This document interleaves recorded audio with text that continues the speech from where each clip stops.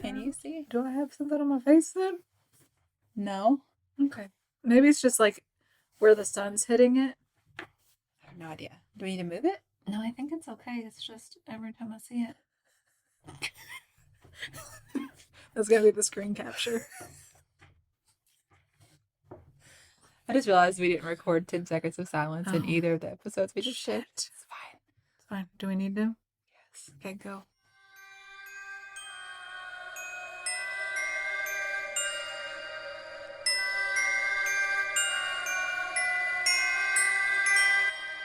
Somebody needs to let that truck know we're trying to have 10 seconds of silence. I can do it. Okay. It's fine. Okay. Number one. Rachel. Oh. Over in Jolly the old UK. England. Yeah, she sent us this book, you guys. It's incredible. Do you think that's Covent? Covent. Good.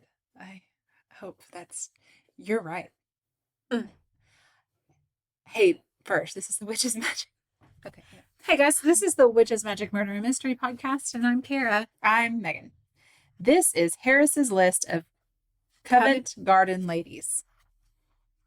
Or Man of Pleasure's calendar for the year 1788. 1788. So when we got it, and we were like, we're intrigued.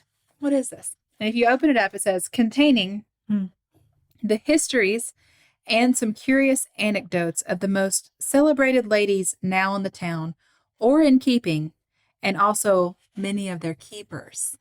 Keepers. This is a gem. Like I opened it up to one page and just read the first thing I saw, and we were both like, oh. So if you're on the Patreon, we're going to read some of these aloud to you. It's going to be amazing. Rachel, the fact that you were like, I should send this to Kara and Megan. It just proves how well she knows us. Yeah. I mean, she's our people. Perfect. Thank you so much. So, 1788. Oh my gosh. Kept women. Mm. And it's like, when you read it, it's like one big metaphor, but it's like a dirty metaphor. Oh, and it's our kind of. We were like, oh my. Like Megan was reading one and I was like knelt over, like just can't handle it. You know how mature we are, right? Oh my God, yeah. Okay. So, hi, happy Friday. Hey, I'm so glad that we can record a full episode for you this week since we didn't get to last week. But I thought it was funny when we re-released. So you guys know we couldn't record last week because Kara had COVID, my daughter had COVID. Everybody I know, everybody in the is world getting has COVID except me because I am superhuman. Absolutely superhuman. There's no other explanation. No, I don't see it any other way. So we re-released the Decapitation of Pearl Bryan. Yep. And when you played it, we were talking about COVID then. Oh my gosh, we were. I messaged her and I was like, the irony in this is just that we had that the whole beginning is we're chit-chatting. You know how sometimes we chit-chat about COVID. Let's do it. No, you know. So today, no more chit-chat. Getting straight to the point. I have been working on this episode so long because I started it with a lot of excitement. And then as I started reading it, I was like, oh, I hate this story. Oh, no. Not because it's depressing, though. I'll talk more about it. It's just a lot. It's just, I'll have to explain. It's something. I'll explain as we go. It's just, So then I was not going to do it. And then I kept going back to it and adding. And then I was like, you know what? I got to. It'll be fun to tell Kara the story at the very least. I love stories like this. Today, I'm not even going to tell you what it's about yet. I'm just going to start talking and then you'll figure it out. Okay. Close my eyes. All right. Okay. So like just about every single other person on the planet, I watched Tiger King on Netflix. While I was quarantined, I watched it. It's amazing. Oh yeah. So around here, I've watched it before, but our schools and everything shut down for COVID on March 13th of 2020. And then Tiger King was released on Netflix on March 20th. A treasure. It was a gift, really. Yeah. So if you're one of the 3 people on the planet who didn't watch it, here's a very quick recap. This was trying to recap Tiger King in like a paragraph. I just want to put out there the eyebrow piercing that hung on the whole entire time for dear life, just barely hanging. Just, I think it was wind fake. Could blow it. I think it was fake. I think that's the only explanation I come up with. And so the wind would blow pinch the very tiniest bit of skin. No, I don't know how it stood there either. He wrestled tigers, and they still. I'm glad you said that because I didn't even put that in the recap. So good. Important details. It is. Okay, so let me make sure we're recording. Okay, so the series follows this guy in Oklahoma who goes by Joe Exotic. Yeah, which is not his real name. No, but I have to say, if you're gonna pick your name, that's a good one. Good one. Mm-hmm. Yeah. So he owned a zoo, sort of. Like, it's not like a real zoo, no, but he called it a zoo. It's like a privately owned zoo. We all know how those go. There's a lot going on in this series. I mean, everything about the man himself, his polygamous relationships, his throuple, his music career, which was very obviously him lip syncing to someone else singing. Like his speaking voice and his singing voice. No. Man, with him standing next to that truck, it just... And then there were other people around the country who run the same kind of like zoo thing that he has. So there were those characters, and they're all like wild. And then there's Carole Baskin, who owns killed her husband, whacked him. A big cat rescue in Florida. Carole is an animal rights advocate, and she wants people like Joe Exotic to not be able to run these zoos or like buy and sell exotic cats. Hey, all you cool cats and kittens. Oh, God. So they have this feud, and we find out that Carole Baskin's second husband disappeared years earlier. Yep. And Joe Exotic accuses her of murdering him and feeding her to the cats. He had like he was obsessed with it. That he would post on. Yeah, like a YouTube channel. And he like taunts her, and she ends up suing him, and she wins, and he goes bankrupt, and then there's more drama. And then he hires someone to kill her, gets caught, and is sentenced to 22 years in prison. I know I just told you everything that happens, but you should still watch it. Yeah. Oh, like, no, you don't understand. It's a train wreck of a series, and you need to watch it. Even though I've told you everything, it's still worth it for you to watch. It's like watching not because it's going to be good for you, but just because it exists. You have to experience it, or you're not experiencing life to the fullest. Exactly. Here's the thing about the Tiger King. There is, and also this is why I had a hard time with this story. There's not a single likable person in the whole thing. It's mostly just this whole thing of like, wow. Did he just say that? Did you? I mean, like Doc Antle, Jeff Lowe, like gross people. Gross. I've never seen such a collection of repulsive men. That was likable was the guy that got the arm eaten off. Oh yeah. I don't remember what his name is. His name either, but he worked there for Tiger King. So again, gross, not likable. No. Except for that one. Still, you should watch it. Yeah, no. You have if to. I had to, so everybody has to, and then report back to us on your opinions on it. Yeah. Like I was like, I can't even figure out what it was that was so gripping. Mostly it was just, what's he going to do next? Well, and we were quarantined and eating a lot and just staying up until 2 a.m. for no reason whatsoever because we could. We were also losing our minds because our kids were at home and we were having to teach them. So, I mean. Yeah, because Tiger King 2 came out recently and didn't have nearly the impact that Tiger King 1 did. No. Joe Exotic's very existence fascinated me. Oh. His story did not. For what it's worth, I feel sorry for him, of course. I feel sorry for everybody. But I think he's not well mentally. No, the way that he was raised was horrible. Oh, yeah. And there are just all sorts of factors that may have contributed to it or at least exacerbated it. Like he's got some mental health issues, but he's also reckless. Oh, God, doesn't display a lot of rational, logical thinking. And he definitely tried to have Carole Baskin killed. Yeah. So I'm fine with him being in prison. I just also feel sorry for him. But if you watch the newer episodes of Tiger King, it looks like Jeff Lowe is also trying to have him killed. Jeff Lowe and his wife, that strange situation, they've been banned from operating zoos and the cats. That's just recently happened, and I was And like, really happy. They're at a wildlife sanctuary where they have acres to run on, and when you watch it, and that tiger goes out on that land for the first time, it just runs and just starts running around chirping, and it's. I can't stand it. So okay. I also hate Carole Baskin. I hate the whole big cat thing. And when it comes to people in the Tiger King, I found Doc Antle to be the most hateable person. Okay, way more than Joe Have Exotic. you watched any of the episodes about him? No, I can't. I cannot. You don't want deal to with him. You don't. He thinks so highly of himself that it bothers me. He had intimate relations with younger women and thinks he's like a yoga master and a doctor, and he's not. He was a magician. He was a freaking magician doing card tricks. No. Mm-hmm. So then there's Carole Baskin herself, who also has a YouTube vlog. And she's not my kind of person, but I can't decide what I think of her. I mean, do you think there's something about being around big cats that makes you crazy? Or do you think you're crazy so you gravitate to big cats? Right. I mean, I love creatures, but I would never own exotic wildlife like that. I mean, we have ferrets, but I think that's as far as it's gonna go. Well, okay. So today we're not talking about Joe Exotic. Okay. Today I'm telling you the full story of Don Lewis, Carole Baskin's missing and presumed dead ex-husband. Okay.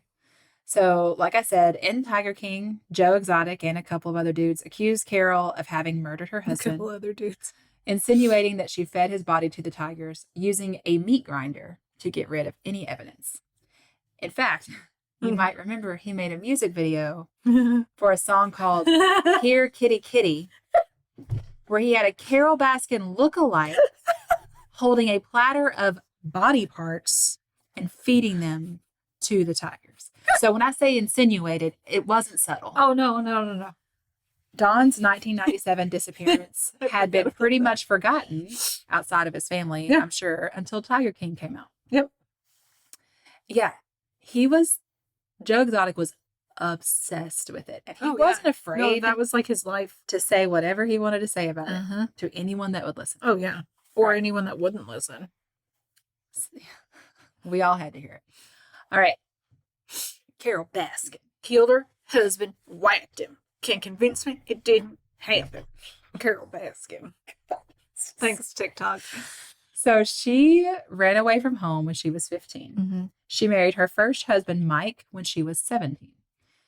Mike was abusive to Carole, and they had several really bad fights. After one particularly bad fight in 1981, Carole ran out of the home and walked down the road. So we don't know how old she was. It doesn't say what year this, she got married, so I don't really know. But I know she was still a teenager at this point, so she couldn't have been over the 19, okay? Yeah. A man driving down the road, she's walking down the road, she's had this fight. There's a man driving down the road, and he stopped to see if she needed help. And he told her, if you don't feel comfortable getting in the car with me, I've got a gun that you can point at me the entire time. Yeah. It's just normal. Yeah, just normal. You hold this firearm. It's fine. You can get in the car. I've got a gun here. Just point it at me. It's fine. It's fine. I want to see how you handle this.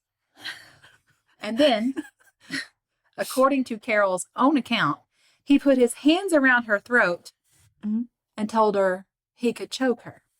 Mm-hmm. And she said, I know. And then she spent the night in a motel with him. Mm-hmm. I fell in love with him then and there, she wrote in her diary. Megan, I love you. It's such an underused pickup line. It really like, is. Hi. Here's a gun. Hold it against me. And here's how I can murder you. Let if me I hand you a demonstrate. gun, would you hold it against me? That's what I knew. If I put my hands around your throat, will you tell me you love me? What a catch, you guys. Oh, gosh. I have so many objections. I'm so upset about this. Yeah. So the guy told Carole his name was Bob Martin, and he worked for a wealthy businessman named Don Lewis. That was a lie. He was Don Lewis. And he was 42 years old at the time. I don't know if he originally lied because of his wealth or because he was married with 4 kids or what. Regardless, Don and Carole began to carry on a secret affair. She became one of his many girlfriends. Real quick, because I can't not tell this part. In an interview later with the woman that Don was married to at the time he met Carole, her name was Gladys. Mm-hmm. Gladys is going to come up a lot. So just remember who she is. Gladys said they'd had a fight that night and he'd left to go to another girlfriend's house. And on his drive there is when he saw Carole walking down the road. Now, the interviewer was kind of hilarious because it was like this. I'm just going to let Carole. Oh, okay. And the interviewer was kind of hilarious because it was like this. I'm going to, you be him. I'm Richard. Okay. I'm sorry. So he was on his way to another girlfriend's house when Yes. he met Carole and took her Yes. to a Yes. hotel or a motel, and Yes. wow, he was busy. Yes, he was. That was the interview. He's like, wait, you had a fight, and he was going to see one girlfriend, and then he found another girlfriend. And took her to a motel on the way. And Gladys is just like, yeah, that is that's how what it happens works. when we fight. Mm-hmm. It's normal. Is that not Why are you making it weird? Is that not how you live your life? So, and then Gladys told the story. We've heard the beautiful, romantic, heartwarming story of how Carole met. Right. Then Gladys told the story of when she had met Don.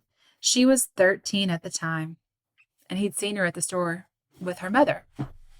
He was 16.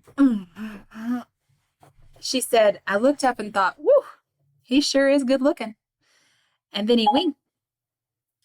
I wasn't talking to you, Siri. Okay, no way. 1 sec. Whoa! Shut your mouth. Whoa. What's happening? We're still recording. We're still recording. Everything's fine. So she looked up. I looked up and I thought, I'm going to start again. He was 16. She said, I looked up and I thought, whew, what? Okay. All right. Okay. Let me turn that off because if I don't, it's going to keep coming. Everything is awesome.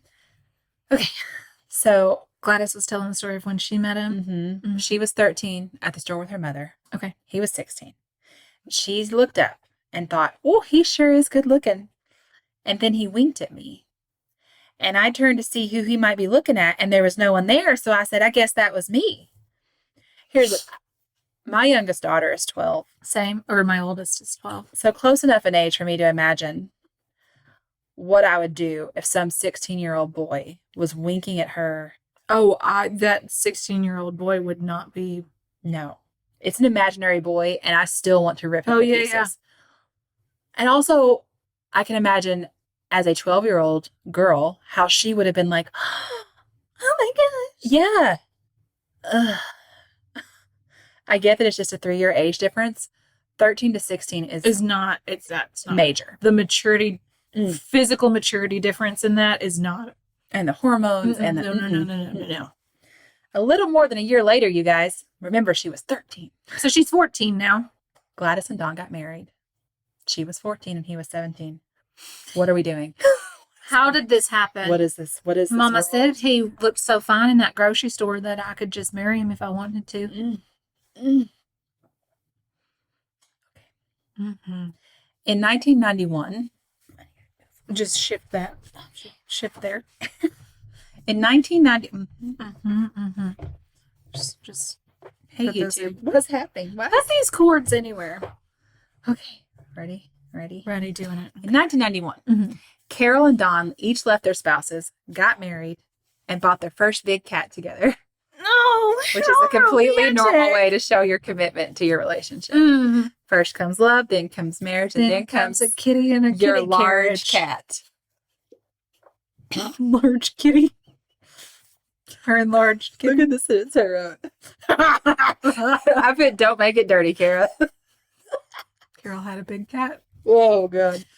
Okay, so Don was wealthy when he'd met Carole. He'd bought a trucking business, grew it into something pretty profitable, and then he started buying and selling real estate in Florida. So he was worth somewhere between $5 and $10 million. They started breeding big cats and running a 40-acre sanctuary called Wildlife on Easy Street. Okay.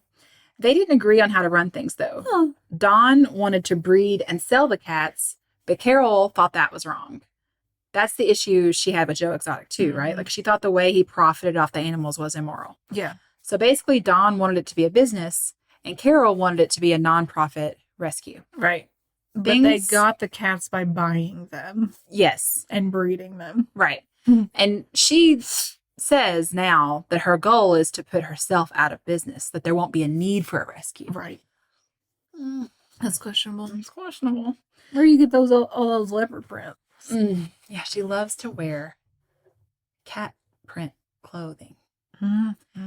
And she doesn't pay the people that work there. I think that's right. They wear different shirt colors to show like their level of seniority. It's these people and the other ones I've talked about, it's all the same. It's like these little zoos are the little kingdoms. They're all very cult-like. And they get to be the leader. She thinks she's the queen and we're all the sorry people. Oh my God. She does these videos. Hey, cool cats and kittens. Hey, the way she talks. Cats and kittens. I'm a terrible person. I just can't stand her. And that's why working on this episode, I was like, I don't like anybody. I don't like this. Usually, like as a writer, when I'm thinking about a story, you need to create a good story. You need a hero. And a villain. Right. Sometimes, you just need somebody to root for. And sometimes it could be the villain that you're rooting for. I love it when stories do that. But like in this story, I'm like, I got nobody I'm rooting for. The only thing I've got is that Dawn has at least 2 daughters, but I think just 2 daughters. Yeah. I just keep thinking about them. Right. So I'm trying to be like their advocate. If you ever hear this, I understand he was your father. Yeah. But here we go. I just couldn't get too emotionally involved here. No. So things between Dawn and Carole eventually got so bad that he filed a restraining order against her in June of 1997. He filed against her. Okay. He told police that she had threatened to shoot him if he didn't leave. Carole claimed that he'd filed the restraining order because she had told him she was going to throw away some of his junk the next time he went to Costa Rica. Because he goes to Costa Rica a lot. We'll get to that in a minute. The petition was rejected. So a judge denied it. Don gave a copy of it to his secretary, Anne, just in case something happened to him. Right. And he also told Gladys, the ex-wife, according to Gladys, he said, I want you to know right now, don't you or the girls or any of the grandkids or anybody be left in the room with Carole alone. But still, Don kept living with Carole. Months later, on August 18th of 1997, he disappeared. So, Don left his home around 6 o'clock in the morning to make a delivery, and he was never seen again. Carole was the last person to be seen alive, to see him alive. Carole was the last person to see him alive. Yes. And to be seen alive in this situation. At the time that Don vanished, he had been planning a trip to Costa Rica to sell some used cars and trucks. He had bought a plane ticket to Costa Rica and was loading equipment on a truck that he planned to drive to Miami. His secretary, Anne, said he was supposed to go and get me some VIN numbers and supposed to call me back, and he didn't. That was really unusual because Don and Anne spoke on a daily basis. Right. Yeah, if you're running that kind of a business and you're that busy, then you're going to keep up with your secretary. So finally, Anne reached out to Carole, and Carole was like, no, I haven't seen him since yesterday. Do you think I should call the police? And Anne's like, yeah. Yeah, probably. None of Don's credit cards have been used since he disappeared. On August 19th, 2002, 5 years to the day Don Lewis was reported missing, Carole had Don declared legally dead. Soon afterwards, she started dating a man named Jay Baykal, Baykal. According to Don's daughter, Donna, apple doesn't fall far from the tree. Jay said he was afraid of Carole. Donna said, that Jay slept with a gun under his pillow and that he'd even called Donna to say, we really need to pursue some type of action against her, meaning Carole. I don't know why Donna and Jay had such a close relationship. Yeah, I don't know. Then, in October of 2002, Jay tried to get an order of protection against Carole, and it was denied. The judge said there wasn't enough evidence. According to court papers, Jay wrote, I honestly fear I am in danger of death, and recounted a story in which he says he asked Carole, what happens if your husband shows up now? And she responded, dead bodies can't talk. Yeah. Is this also the same boyfriend that had a son and she like moved in with him and the son just like stayed in his room all the time because there would be like big cats in the bathroom? I don't think it was the same one. Okay. It's a different one. Okay. Because I don't think this one had any kids. Okay. Shockingly, Jay and Carole didn't last. Oh, I know, it sounded really nice. They didn't? But then Carole met Carole Baskin, whom she married in 2004. Kara, let me tell you about their wedding. Please do. Their beach wedding. What do you think of when you think of a beach wedding? I think just ocean breeze, pretty earthy flowers, just friends and family and loved ones around, just pretty white dress and maybe some nice slacks with some suspenders and a bow tie. I mean, that's one way to go. Barefoot, maybe even. It seems. Yeah. What did Carole envision? Well, Howard wore like a toga. It was like a tiger patterned toga. And it was like caveman cosplay, basically. And so. Zero kink shaming here. No, you got to watch this though. And he comes out to her on the beach. Okay. And then she has this walks down the aisle second. Actually, yeah, I think they just kind of joined. Okay. She has a plastic bat and she takes it and hits him over the head with it. And then he picks her up and throws her over his shoulder. He does? And then there's more. She puts a leash around his neck. Isn't that magical? Like, I feel like the wind would blow and snap him in half. He's a very small man. Physically small. She put a leash on him? Walked him down the After he threw her over his shoulder. I don't know that there was a ceremony. I think that maybe that could have been the ceremony.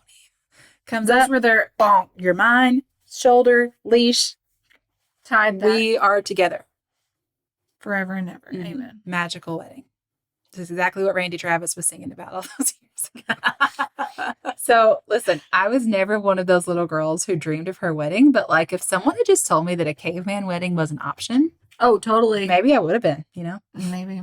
That's how she became Carole Baskin. They changed the name. I'm going to start a Pinterest board for Kelsey. Caveman weddings. If this is an option, yeah, for sure. Yeah, you should. You should. They changed the name of the Big Cat Sanctuary from Wildlife on Easy Street to Big Cat Rescue. That is the journey that Carole Baskin has taken. This is where we are now. Now let's talk about the theories about Don Lewis. So one theory is that Don ran away. We know he wasn't happily married. Right. He traveled to Costa Rica regularly and had told family and friends that he was planning to eventually move there. He had a home there, a girlfriend there, a property manager. He did lots of business there. Right. In early 1997, Don had started transferring ownership of his Florida properties to a Costa Rican company he controlled. Carole said that Don was obsessed with sex and would fly to Costa Rica often to meet up with women, especially when she was on her period.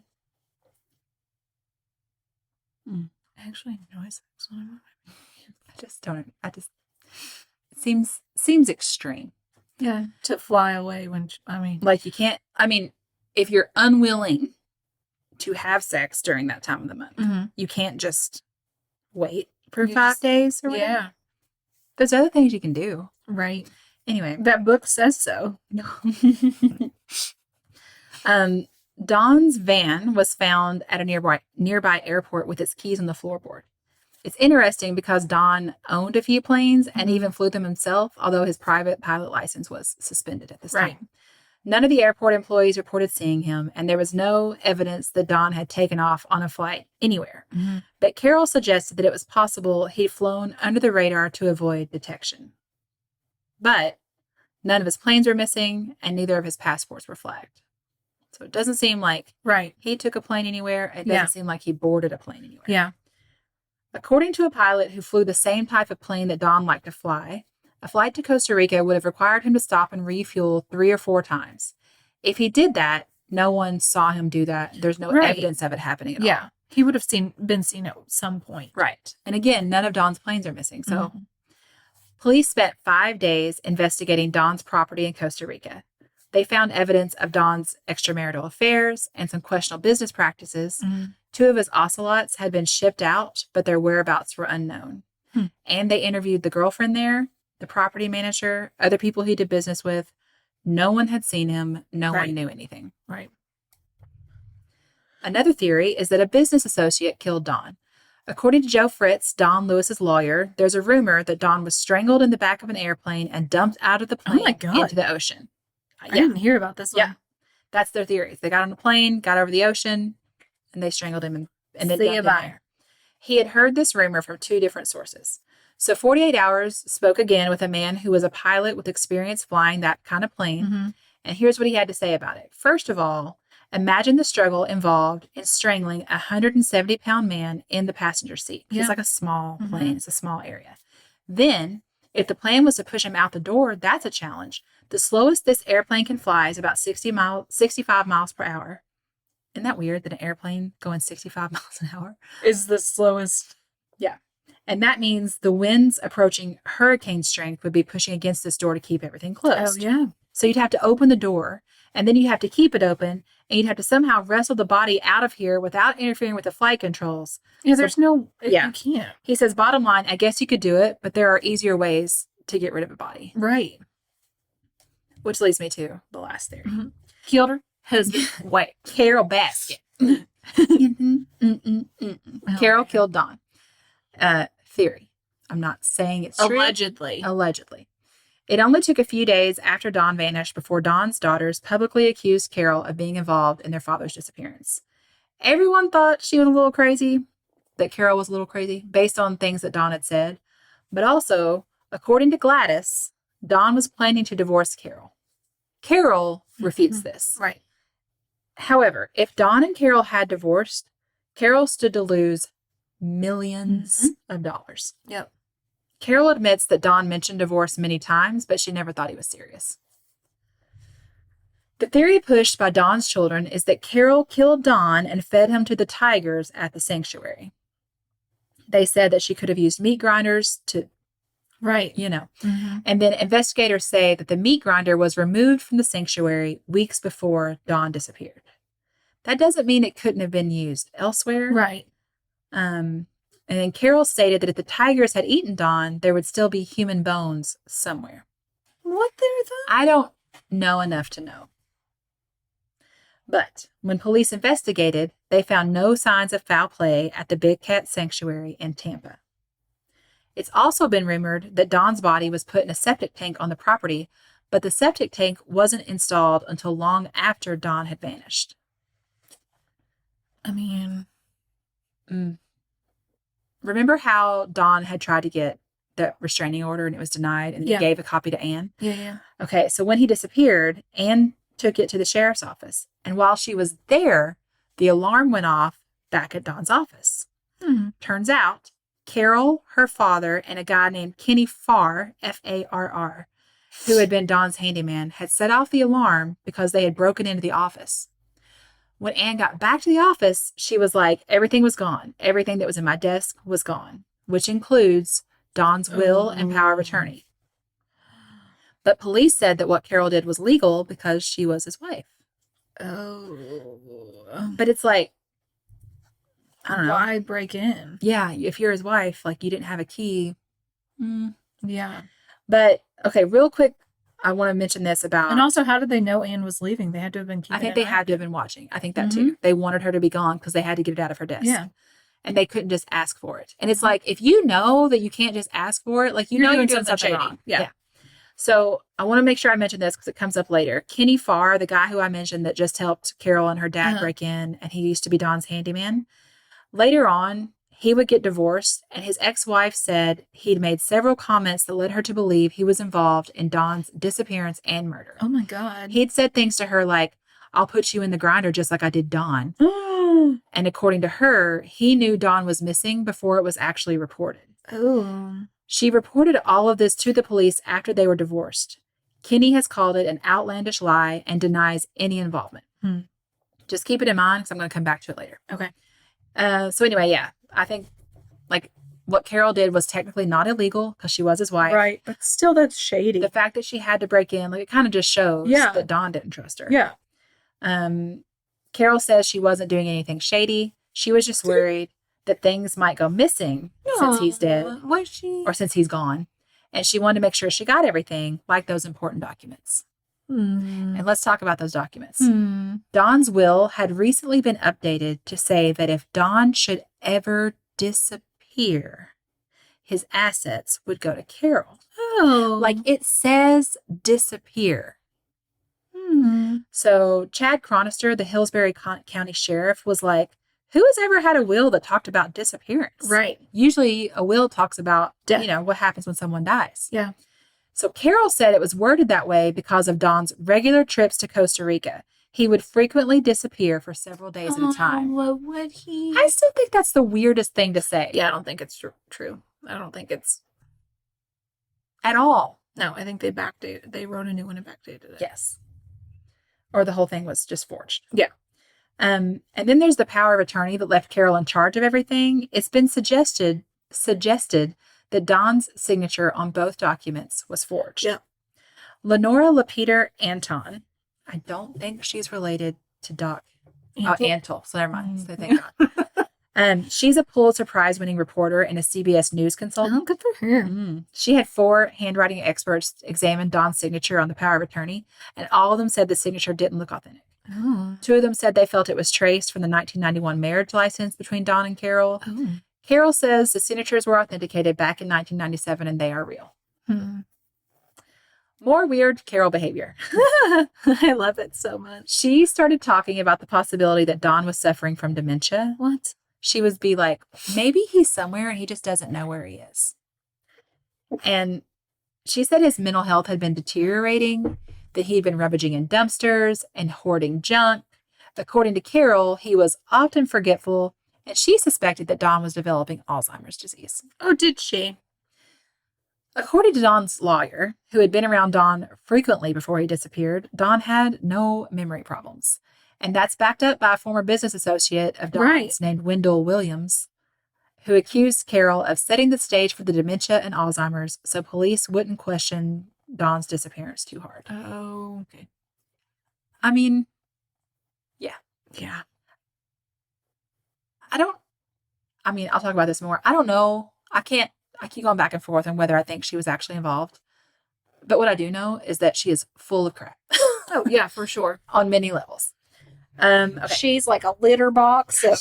She's just a bunch of crap.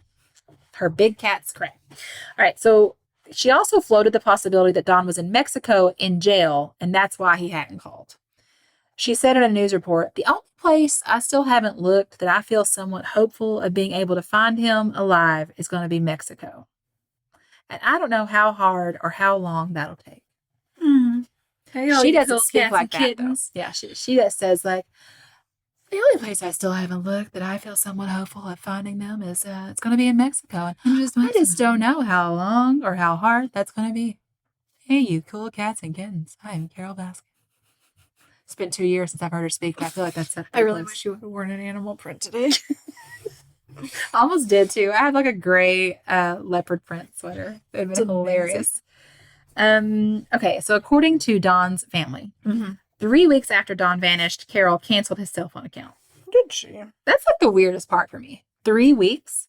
She's saying all this stuff about maybe he's still alive and he just doesn't know where he is. He's just so forgetful. He's got dementia. And she cancels the cell phone account. Like the only way he could have of reaching her or her reaching him after 3 weeks. Carole says, she states that this accusation by Dawn's family is false.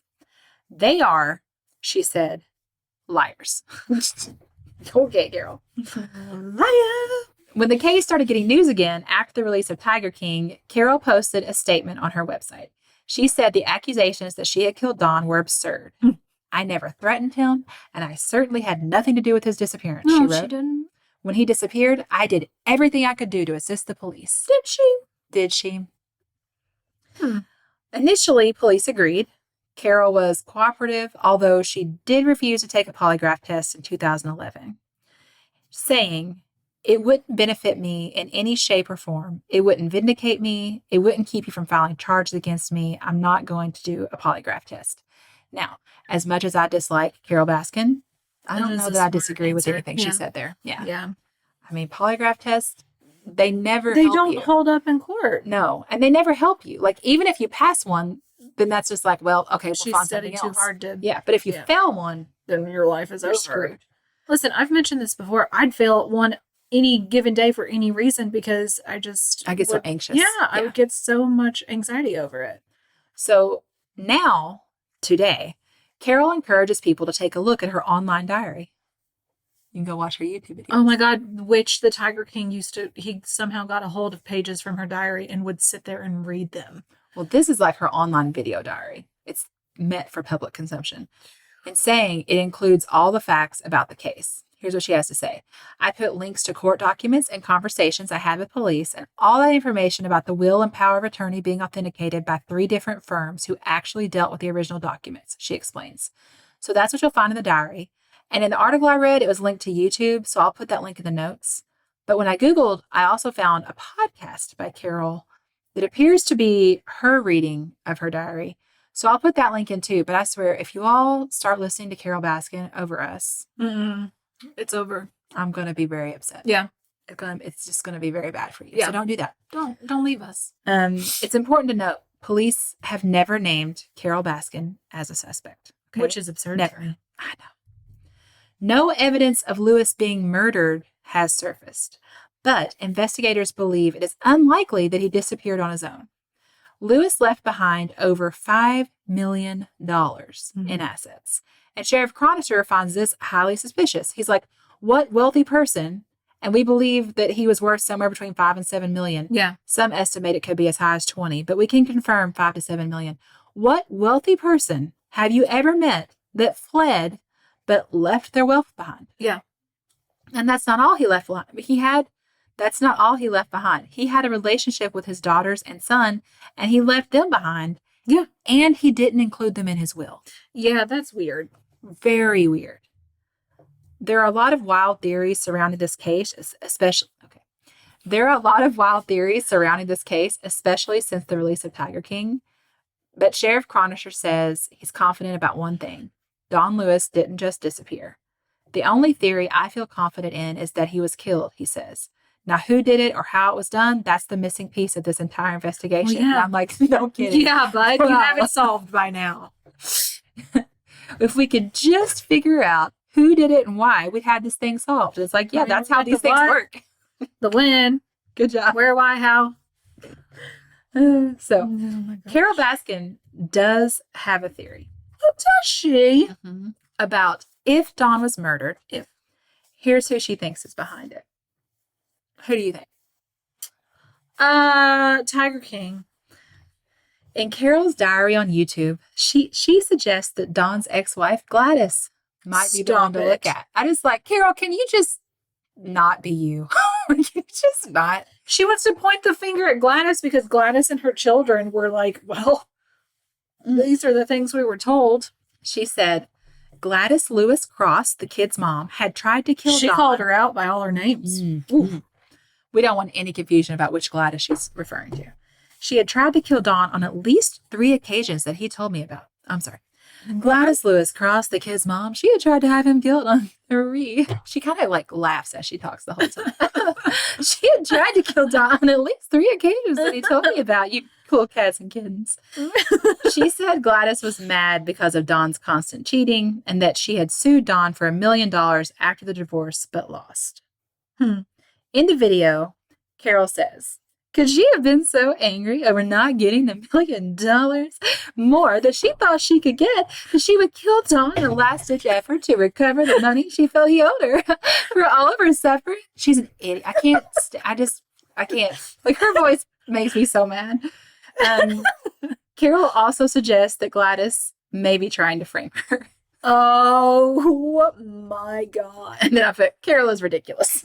Yeah. For what it's worth, John Phillips, Gladys's attorney, says, everybody in this family, including Miss Gladys, categorically denies having anything or any information about Dawn Lewis's death, Don Lewis's disappearance, or many of the other lies that Carole Baskin has expressed in her videos. Oh my God.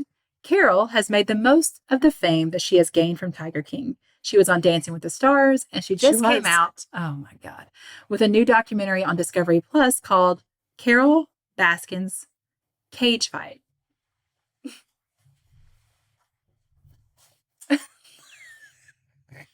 Carole looks so disappointed in the world.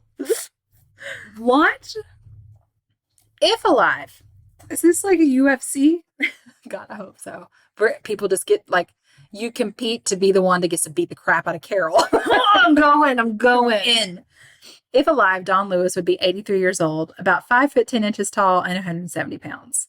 If you have any promising leads, the Hillsborough County Sheriff's Office can be reached at 813-247-8200.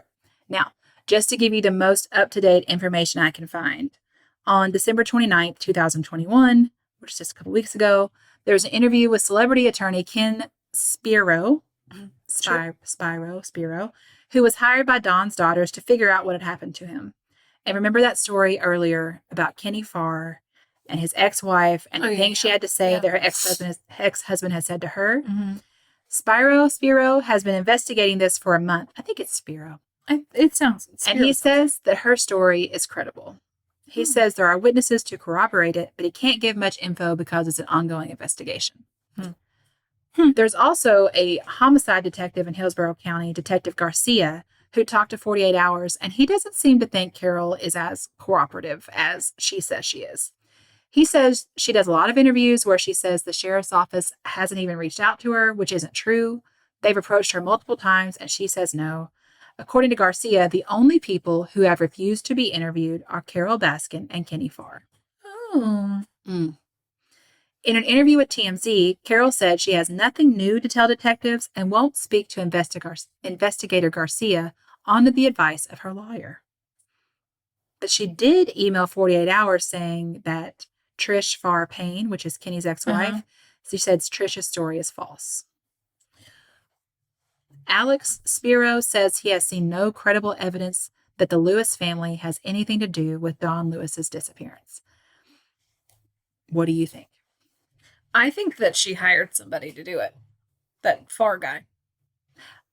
I just keep thinking she doesn't seem smart enough to have murdered him and gotten away with it. Yeah. None of these people do, really. Like, if your hitman is a guy who goes home and like mentions to his wife right away that Don's missing before it's even been reported and makes several threatening comments to her, that seems weird too. Yeah. But I also don't think he's alive, and I don't think he's in Costa Rica. No, I think he's dead. And I keep coming back to the thing that really got me is the fact that he left all that money. Right. Unless he had millions of dollars also stashed wherever, Costa Rica or wherever, I really think that he... So that like $5 million was nothing, like he can leave. Yeah. Or maybe he thought, I'm leaving, so I'm just going to leave this $5 million. Like, it could go to my kids, or it can go I have to the cats. $2 billion that I've hidden in Costa Rica. I'll just build off of that and continue to run crazy businesses. I also think we'd know by now if he was still alive. I don't think that he is. But I just don't know. I can't decide if Carole killed him. But I'll tell you what. TikTok will tell you. It wouldn't surprise me if she killed him. I'm not a fan. I think she is a ridiculous... opinion. It is not my opinion that she's a ridiculous person. Oh, yeah. That's a known fact. And it is a fact that I dislike her. Mm-hmm. But allegedly she killed her husband. Right. I just don't know. I agree. Yeah. Mm-hmm. I really hoped that I would get through the research of this and be like, I have made a decision. No. I haven't. But if you all have made a decision Please after hearing this, come let us know. Let us know. We love hearing from you. You can find all the ways to contact us in the show notes. Yep. But our favorite way is probably if you join the Facebook group, if you're going to comment on episodes and stuff. It's so very interactive. Yeah, it's really fun. So, thanks for listening. We love y'all. We love you so much. Goodbye. Goodbye. Cool cats and kittens. Goodbye, cool cats and kittens. Ugh.